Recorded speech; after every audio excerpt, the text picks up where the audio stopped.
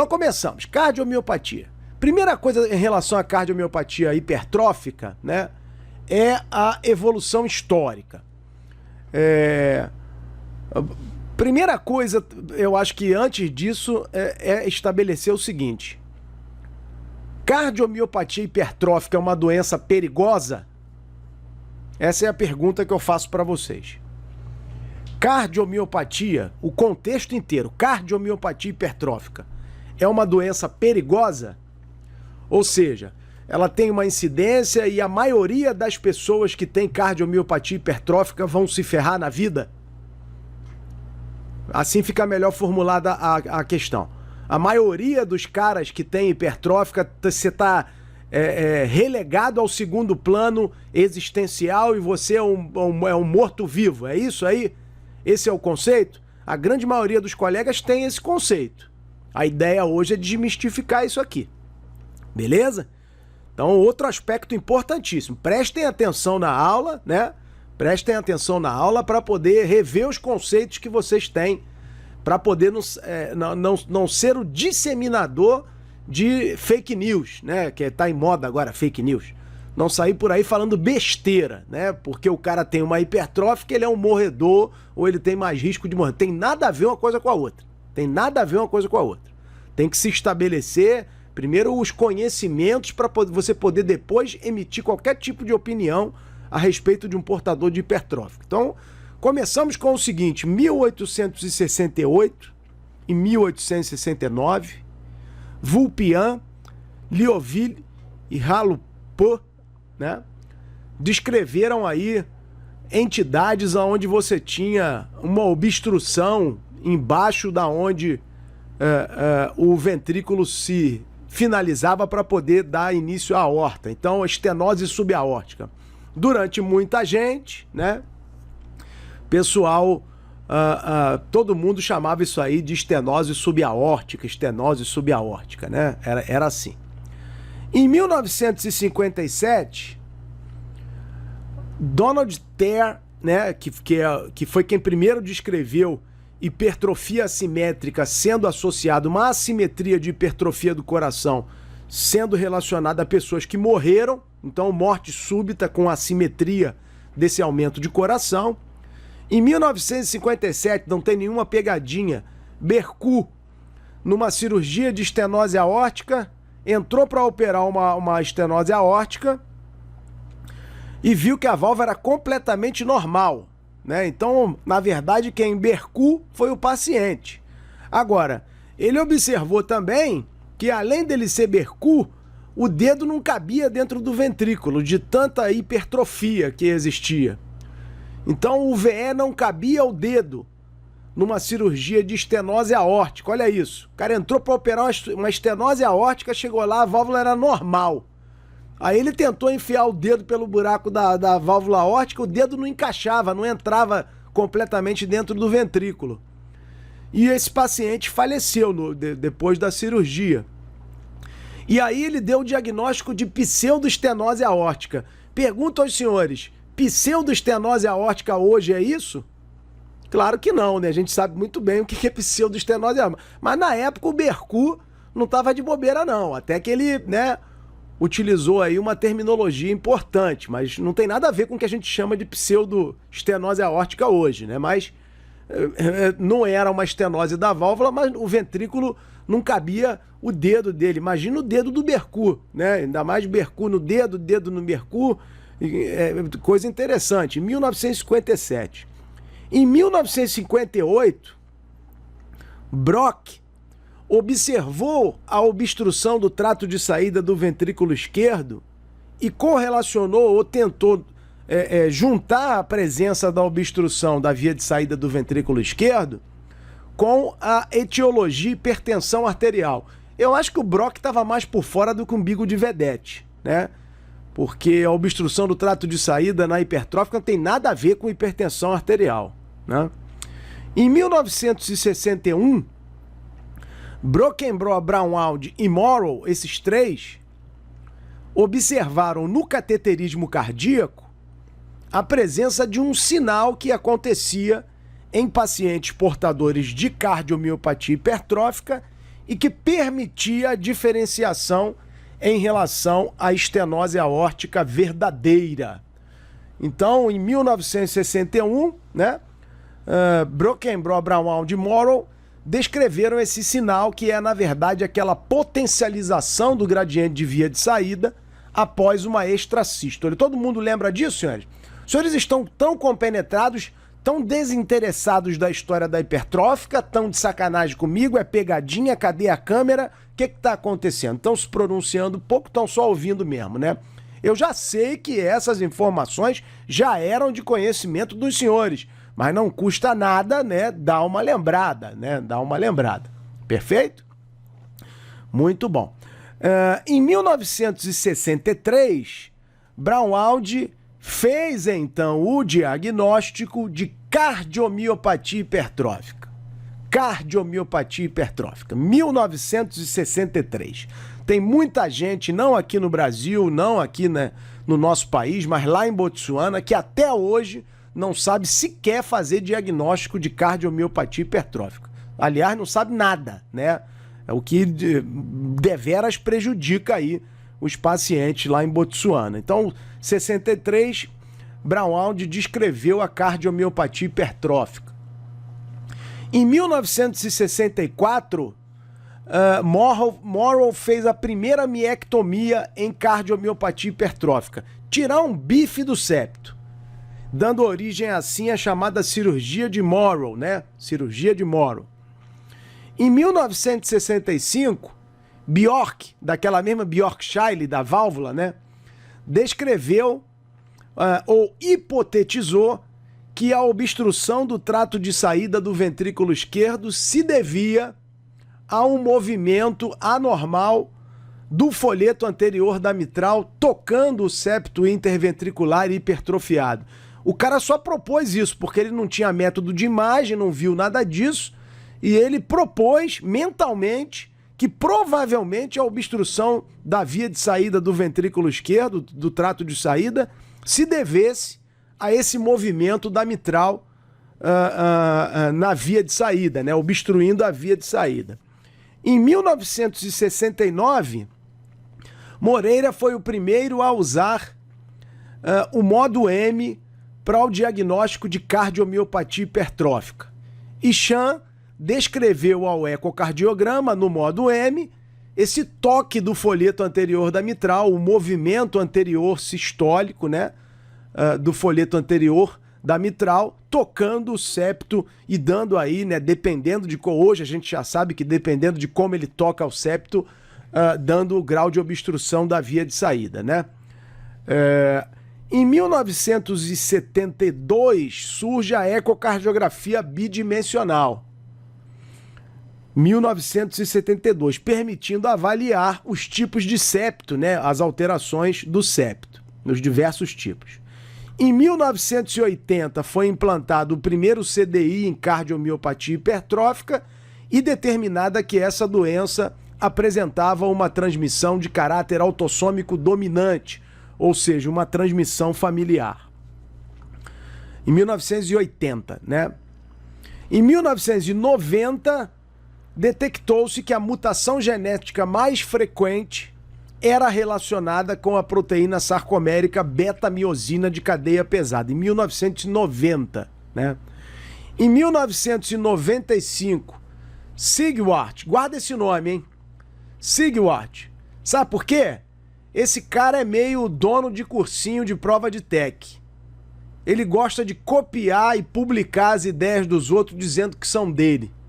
Perfeito? Então Sigwart foi o mesmo cara que publicou o implante do primeiro stent coronário. E a gente sabe muito bem que o primeiro implante coronário, de stent coronário, foi feito pelo Dr. Eduardo de Souza, que é um brasileiro, né? Lá no Instituto Dante Pazanese. Todo o mundo sabe isso. Só que esse gaiato aí de Sigwart foi o cara que, no livro dele, coloca como sendo o cara a ter implantado o primeiro stent. Então, quer dizer, gosta de levar a fama... deitar na cama com os outros fazendo pra ele, né? Aquela velha expressão que vocês sabem aí, que gosta de fazer aquele negócio com o negócio do outro, né? E foi ele que fez a primeira alcoolização septal como alternativa à miectomia. Isso é verdade, tá? A alcoolização septal. Em 2000 e 2002, o estudo de eficácia do CDI em prevenção de morte súbita e a escrita do primeiro guideline do American College, do American Heart, recomendando o uso de CDI em prevenção primária como sendo classe 2B, né? Classe 2B. Tudo bem? Então essa historinha, né, da cardiomiopatia hipertrófica, mas isso aí não cai em prova. Sim, para esse teu nível rasteiro aí, com certeza não precisa desse tipo de informação. Dava para falar só mesmo qual é a clínica e o caralho aqui, como é que usa desfibrilador e tava bom para você. Só que aqui é outro papo, irmão, aqui é outro nível, beleza? Então veja, ó, esse aqui é o professor Braunwald no laboratório de hemodinâmica, porque primeiro ele fez hemodinâmica, evidente, descrevendo o sinal de Brockenbrough-Braunwald-Morrow. Esse daqui é o Morrow, Glenn Morrow, professor, né? Aqui, o Braunwald já, a mudança de geração, o professor Braunwald com o professor Barry Morrow, que é o cara que mais estuda, Barry Maron, que é o cara que mais estuda cardiomiopatia hipertrófica no planeta Terra, e esse daqui já é a próxima geração, que é o filho dele, que é especialista em ressonância nuclear magnética e é coordenador do Centro de Cardiomiopatia Hipertrófica em Boston, que é um centro somente voltado para pesquisa em cardiomiopatia hipertrófica. Esse senhor aqui criou a cirurgia, esse daqui descreveu toda a doença e esse daqui é o pai da cardiomiopatia hipertrófica hoje em termos de estudos científicos, porque ele tem um centro, beleza? E esse já é o filho dele. E aí, claro que não tem nenhuma intenção de humilhar, mas dá uma olhadinha no Centro de Cardiomiopatia Hipertrófica dos Maron, ou seja, da família Maron, pai e filho. Tá rodando o vídeo, senhores? Tá rodando o vídeo? Sim.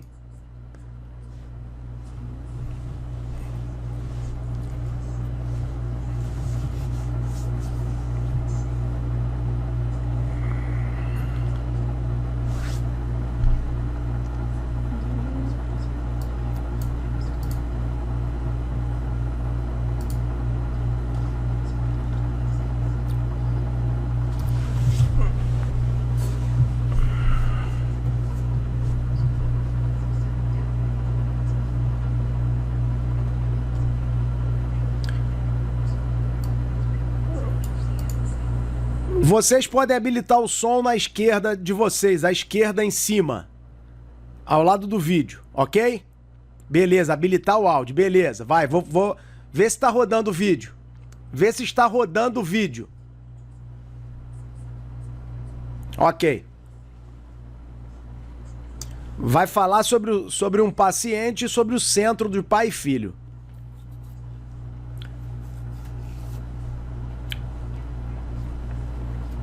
Esse rapaz perdeu o irmão com 26 anos.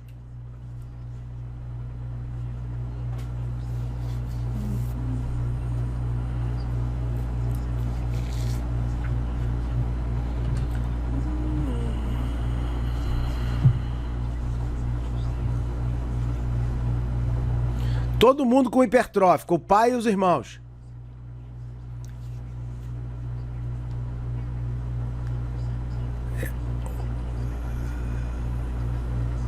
Barry Maron e o Martin, que é o filho dele.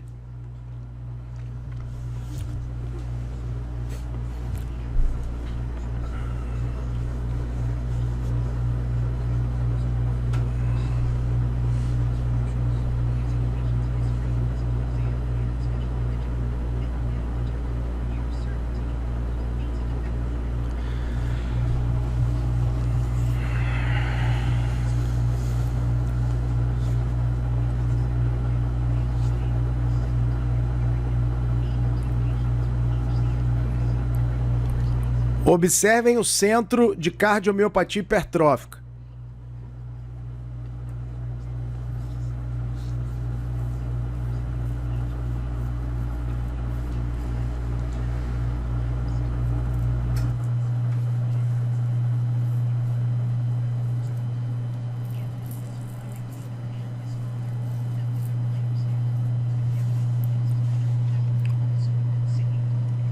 Família toda tem desfibrilador.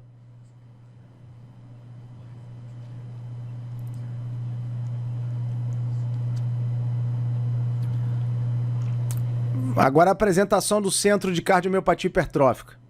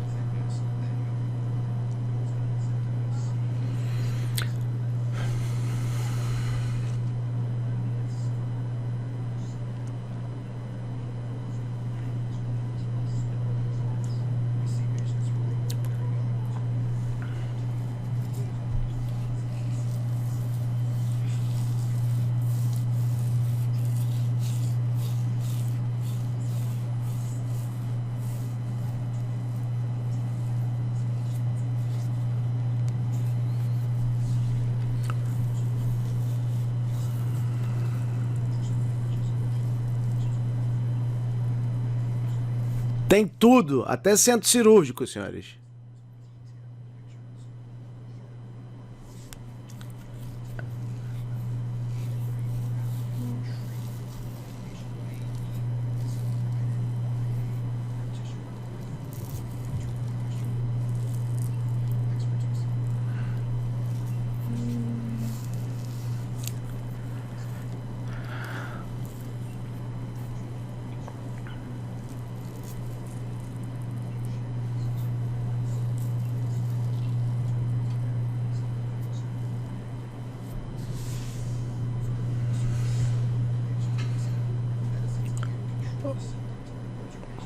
Os caras entram nos procedimentos cirúrgicos, senhores, para fazer as imagens na sala.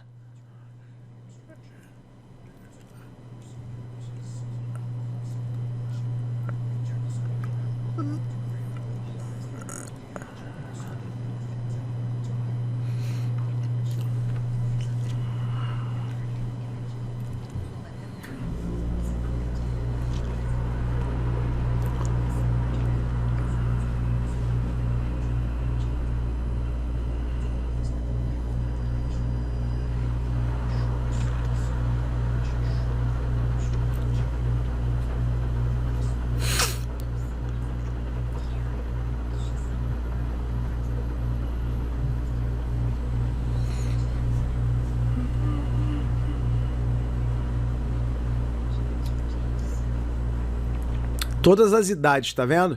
Jovens, idosos.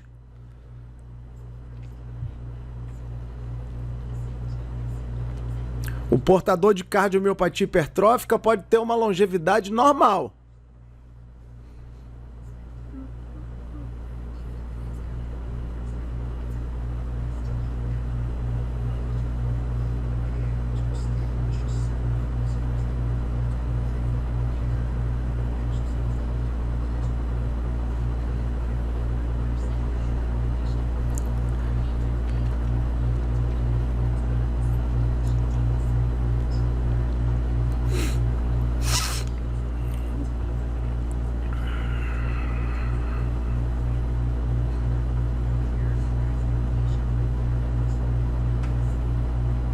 Vivem normalmente.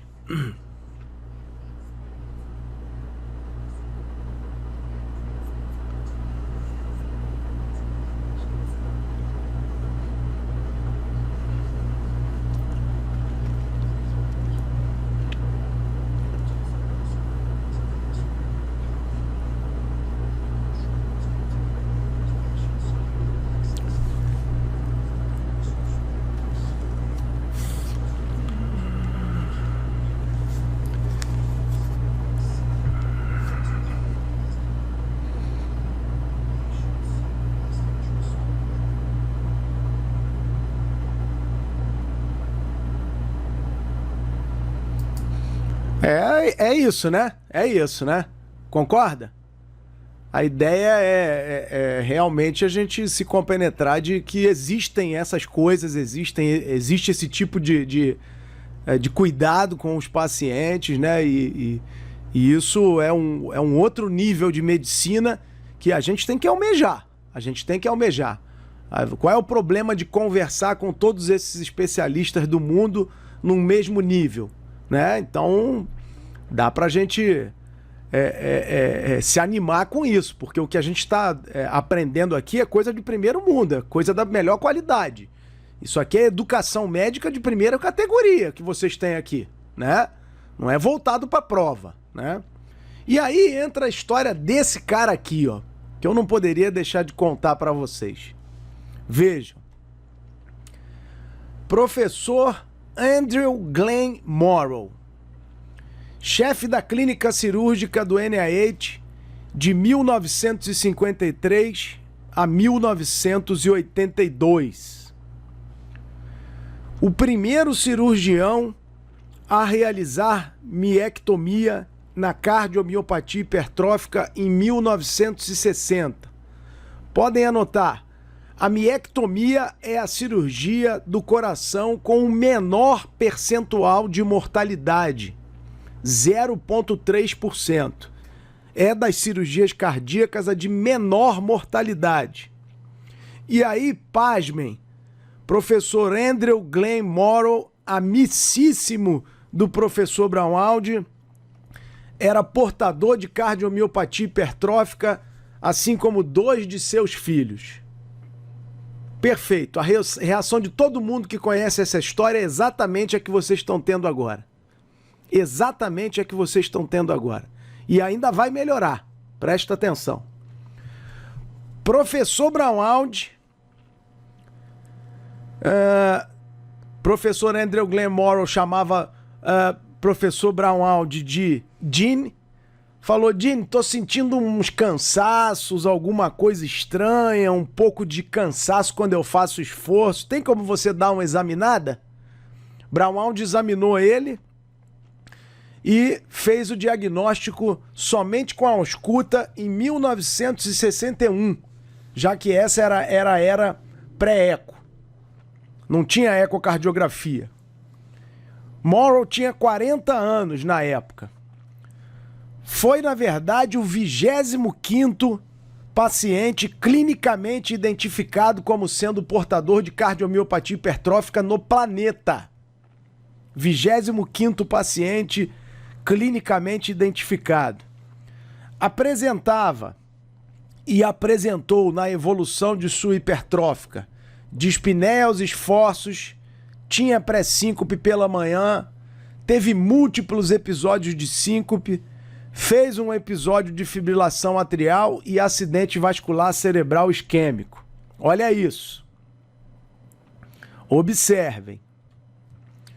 Recusou tratamento com beta-bloqueador, cateterismo e a miectomia, a cirurgia que ele inventou.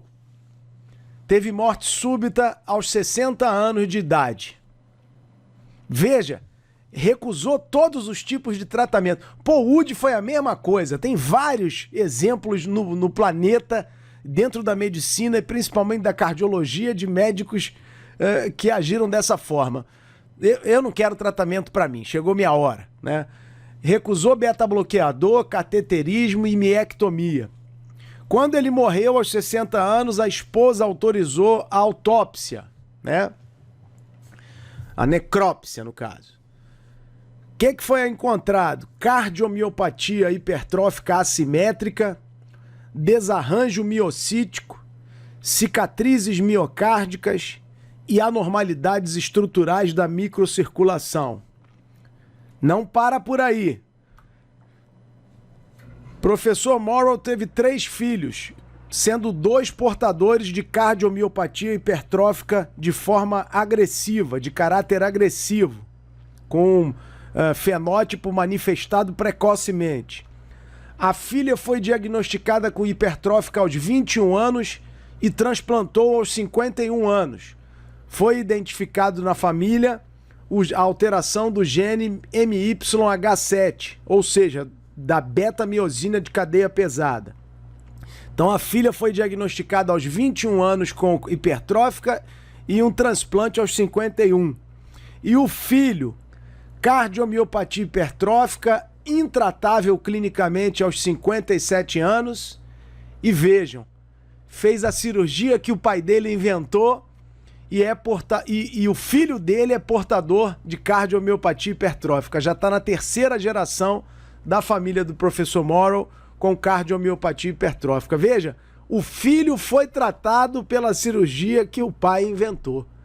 Isso nem no Netflix tem isso, né? Nem no Netflix tem uma história tão maravilhosa como maravilhosa que eu digo para o nosso conhecimento, né? Porque o desfecho não foi aquele que a gente poderia esperar.